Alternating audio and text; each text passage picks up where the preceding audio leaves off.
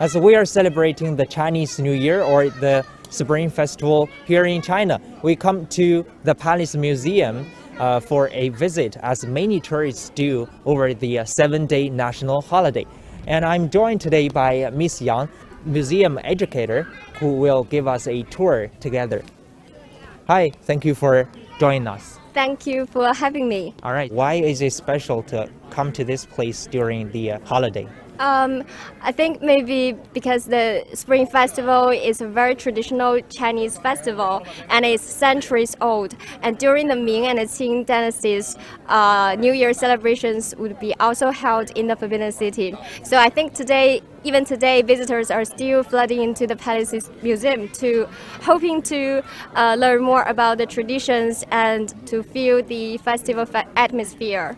Mm-hmm. But during the pandemic, still there is the preventative measures against COVID-19. So we see less people than usual. Okay.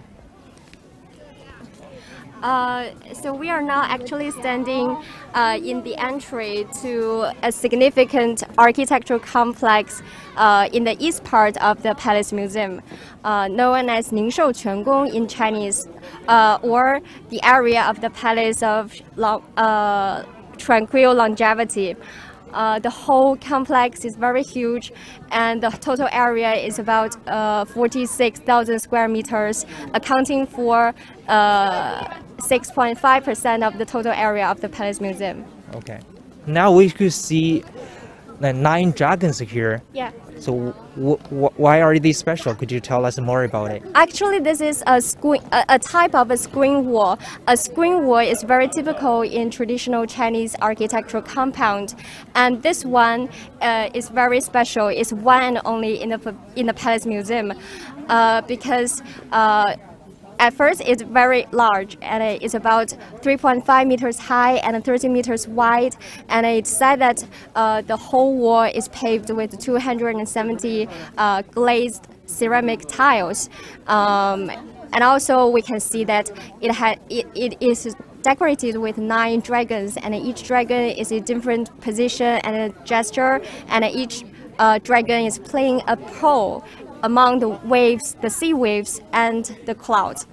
Okay. They are very delicate. Yes. Actually, there is a little story about the 9-dragon screen wall. It's said that when the artisans were building the screen wall, someone accidentally broke one of the tile. So I said that there should be 270 ceramic tiles, and after that one, and each tile is very unique, it's different. So each tile has its own place on the screen wall. So after that one tile was broken, there was no substitute for that tile.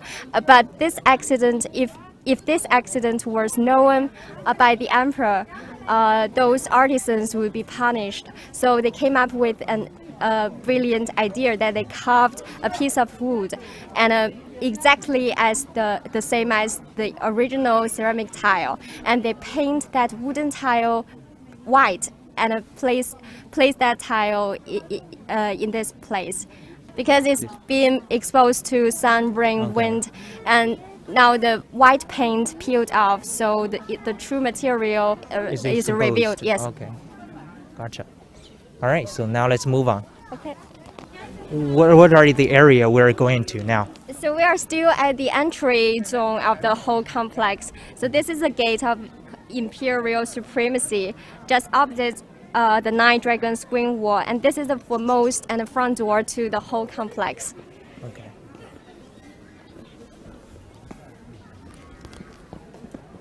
We're literally walking on the history right now. Yes. Those are very large marble stones. And you see that we are entering to a kind of a square, and there are some trees. According to the record, these trees were planted in this square since the start of the reconstruction project of this area. So it means that these trees are over 200 years old. And these are pan trees and cypresses, so even in winter you can still see the greenery in this square. Okay. Now we could see them still in green. Yeah. And you just mentioned reconstruction? Why was it reconstructed? Sure. The whole area is actually related to a very famous Chinese emperor, the Qianlong Emperor. In 1771, he gave orders to reconstruct the whole area in preparation for his retirement. Okay. So at that time, the buildings were lavishly renovated, but Qianlong never moved into the place. Why? Although he said to everyone that he planned to retire from an active governance, but actually he didn't. Okay. And he still remained to his previous residential palace. And this is not, many people will ask if this is a building, a palace. Actually, it's not. It's just another gate. Okay, this one, this whole project. Yes, okay. And if you have been to the Palace of Heavenly Purity, you will the emperor's residence on the central axis of the Forbidden City. You will notice that these two gates were very similar. So from the gates, the size of the gate and the structure of the gate, we can know that behind the gate there must stand a very high-ranking building. Okay. Everything is so delicate here. Yes.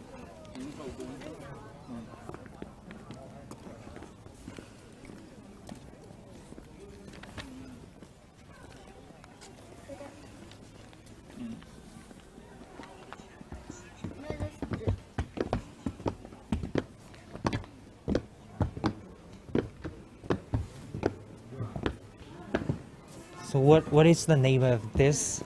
This gate. Area? Yeah. This gate is called. Actually, the Chinese name is Ningshoumen, and the English translation could be the Gate of Tranquil Longevity. Okay. The whole area is actually the key word is longevity. Okay. Because the emperor built for his retirement, and at that time he was 86 years old, so he's a very old man. Okay. And now in front of us is another, the most important hall actually in this area is called Huangji Dian, and the English name is the Hall of Imperial Supremacy.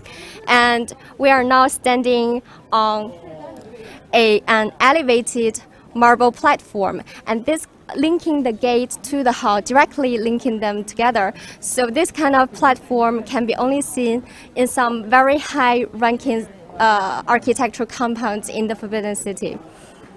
Which part is special? Like, could show the hierarchy? Yes. Means that the owner or the user of the palace is very high ranking, and the building should be also high ranking. Like, how could we distinguish the hierarchy or the hierarchical system of a building, like high ranking or low ranking? Like how? I will tell you more when we get closer to the hall. Oh. But you should remember this platform. Okay. It's not very common to see in other courtyards in the Forbidden City. You see, we are working on the elevated part, and other maybe some servants. They in the past time they could only walk. Okay, walk down. Yeah. So for the servants and people like in lower ranking, just walk like in downstairs. Downstairs. Okay. And the special part about this is that it links from the gate to the hall directly, and this is about 50 meters long. And you can also find another platform, elevated platform, in the emperor's residence called the Palace of Heavenly Purity, and that platform is even longer than this one. That one is about 100 meters long. And you notice that plaque above our head? Okay, the plaque. Okay. Yeah, the plaque. It reads Huangji Dian in Chinese, the name of the building. But actually, it is written in two languages. One is the traditional Chinese, and the other one is the Manchu language. That was because the imperial family of the Qing dynasty came from Manchuria, a region in northeastern China. So there is the Manchu language is also an official language at that time. And you know that in China, the building names always carry some cultural connotations, and Huangjidian is no exception.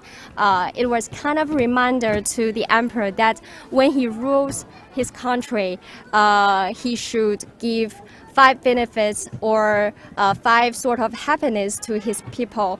The 5 benefits here refer to wealth, longevity, health, virtues, and a good natural death. A good natural death here refers to that it's best for us to die of old age, not because of illnesses, diseases, or accidents. Because the theme of this whole area is longevity. Yes.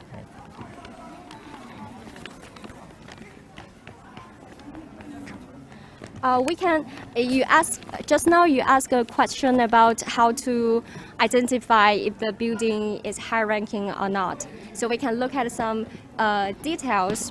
First, we can look at the roof. The Hall of Imperial Supremacy is designed with a double hip roof, the same roof style used in the Hall of Supreme Harmony, which is the largest and the most important building in the Forbidden City. Second, we can look at the window lattice.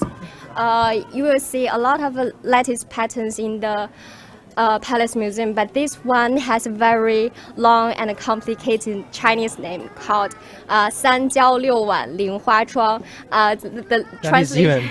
That seems complicated for me as a Chinese person. Yeah, so the English translation could be 6-petal flower pattern lattice window. Yeah, it's no matter in Chinese or English, it's a very long name, but it's very long because it describes the pattern, how the pattern looks like. You see, there are 3 strips of wood crossing over each other, then forming 6 round parts. Okay. And then look like 6 petals. And in the intersection, there would be a wooden or bamboo peg fixed onto the intersection. So the whole pattern will look like a flower with 6 petals. That's how it was named. Okay. And third architectural detail, we can look at the decorative paintings on the beams. We see a lot of dragons on the beams. Yeah, actually, there are 3 styles of decorative paintings on the beams in the Forbidden City, and this one is named Golden Dragon Hexi painting. So the motif of the painting is dragons, and in the past, these paintings were largely decorated with some gold powder. So it would look very. It will glowing and shiny, but today, after years of being exposed to the sun, some of the gold powder were peeled off, so it may not look as splendid as it were used to be. But on regular basis, the staff at the Palace Museum will also use the ancient Chinese techniques to renovate them, to repair. Beside the building itself, there are other things that we can have a look in front of the hall. Anything inside the hall? Okay. So inside the hall, there in the center, there is a golden throne for the retired emperor, like I mentioned, the Qianlong emperor himself. And surrounding the throne, there will be some golden pillars. There is an elephant over there. Yes. Was that a gift, like sent by a foreign country? It's very typical looks to see. exotic. It's very typical to see a pair of elephants in the hall, and it also carries some cultural connotation, like because it's you see there is a vase on the back of the elephant. So in China, in Chinese language, it means that the peace in Chinese is 太平有象. So in English it means that that the emperor hoping to keep the peace, stay the peace of his country. Okay. we can have a look at the sundial. It's an ancient Chinese device for telling the time of the day, because so it mainly consists of two parts of flight plate, and there should be an gnomon. And so when the sun moves across the sky, and the shadows will cast on the gnomon, and the shadow aligned with the hour lines on the plate will tell people the time of the day. Okay. So judging from the shadow, Yes. we could know the time. Yes. That's how we measure time during the ancient times. It was placed here to represent the time. And over there is another device called jialiang. What was that for? It was Asian device, Chinese device for different measuring standards. Of course, you were placed here not because someone want to measure anything. It was kind of represent the space. So together, the sundial and the jialiang together, they represent time and space, and they have been described as representing the sovereignty and the unity of the country. Yeah, they carry more symbolic meaning than the real functions. Everything here in the Palace Museum, I think, has a underlying meaning. Yes, sure. So this is a stone base for supporting the so-called heaven lantern or longevity lantern. So during the Spring Festival, when people celebrating the New Year Day, people would erect a very high lantern here to create more festive atmosphere. Okay. And there is a like hollow part. Yes, to erect a very long pole. Okay. Yeah. Long pole for the lantern. Yeah, for the lantern. But the lantern, because back at that time there was no electricity. Yeah. Okay. Was it like? So it was lit by a fire. Okay. So how long would it last during the Spring Festival? I mean, for the lantern, like several days, or just only 1 day or 2 days, something. About a month. And also this place was related to another very famous event and relevant to the Spring Festival. In 1796, the Qianlong Emperor abdicated his throne and handed over to his son. And a few days later, he held a banquet for thousands of elderly people to symbolize his retirement from active governance. So that day, 3,000 elderly people were invited to this hall to attend the banquet. At that time, Qianlong Emperor was 86 years old, but according to the records, there were many of the attendees to the banquet were even older than him. And there were two persons were over 100 years old. And Qianlong was so happy to see these elderly people, and he gave them many gifts, such as silver medals and a ruyi, a kind of ornament object made of jade. So, but that day, but we can see that inside the hall apparently doesn't have a seating capacity of 3,000 people. So only some of the elderly people could have a seat inside the hall. The majority of them actually enjoying the banquet outside the hall. And that day was very cold and snowing. So you can, but fortunately the main course of the banquet was hot pot, best food for the winter in Beijing. So you can imagine a picture that these elderly people were sitting in the courtyards and having hot pots and enjoying the snowing. So here in front of us is the Palace of Tranquil Longevity, just behind the Hall of Imperial Supremacy. It was initially planned as a venue for sacrificial rituals. the structure, the whole structure resembles to the Hall of Earthly Tranquility on the central axis of the Forbidden City. As I mentioned earlier, in the Qing Dynasty, the imperial family came from Manchuria, a region in the northeastern China. So the Palace of Tranquil Longevity was modeled into a Manchu-style house, which dubbed as a pocket house. The building has a relatively small door. As you can see, it's different from the door we saw just now. And instead of in the middle, the door is off-center to the east side. And the windows are also different. These windows can open from the bottom because they are hinged at the top, so it can open upwards.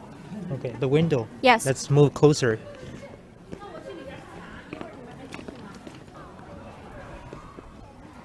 These are Manchu-style windows. It's different from the traditional Chinese lattice window. So this place is called the Palace of Tranquil Longevity. Yes, it was used as a venue for sacrificial rituals, but nowadays the whole building has been converted to a gallery for exhibiting the stone drums. The stone drums here refer to 10 boulders bearing some very old Chinese inscriptions. Those inscriptions were written in ancient Chinese language, and they were very precious because of these inscriptions. This is a water vat called Gate Ocean, like literal translation from the Chinese word 门海. Do you know how to use it or what it's used for? It's for the firefighting? Yes. No. Yes. But how was it used? Like it could be used to store water? Yeah, to store water. So it is full of water in 4 seasons. So in winter, in case of the water inside was frozen, people would make some fire in the bottom. Okay. Mm-hmm.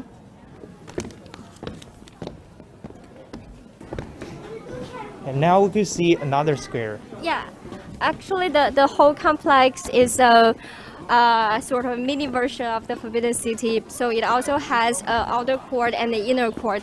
And the square we are working on right now is actually the boundary between the outer court and the inner court in this area. So this is in between. Yeah, this is in between. So what are the differences between the inner part and then the another part? So that basically for residential or for ceremony? Yeah, the inner court or the northern part of the section is actually for the residential purposes. Function. Yes. Okay. And the outer court is for holding some ceremonies, banquets. Do you see the chimneys over there? Yes. And what's that for? To keep warm in winter, the ancient Chinese people came up with many ideas. They could use hand warmers, braziers, heavy cotton curtains, and a 火地, literally meaning heated floor, which was a traditional heating system in China. The Palace of Tranquil Longevity was constructed with a heated floor. This is how the heating system worked. The heated floor mainly consists of 3 parts: a fire pit, a long underground flue, and the chimneys. So when people make fire in the working pit outside the room, the hot air will pass along the underground flue and heating the entire room. Okay, so the heat just passed underground? Yes, pass But underground. not like hot water we have today, like the heating system. No, just the hot air. So you make Okay. fire and Hot the hot air. air will go past underground. We are heading north and into the inner court of the whole complex. And the inner court can be divided into 3 routes. But today we only visit the east route, and there we will see, and over there we will see the largest theater in the Forbidden City. Okay.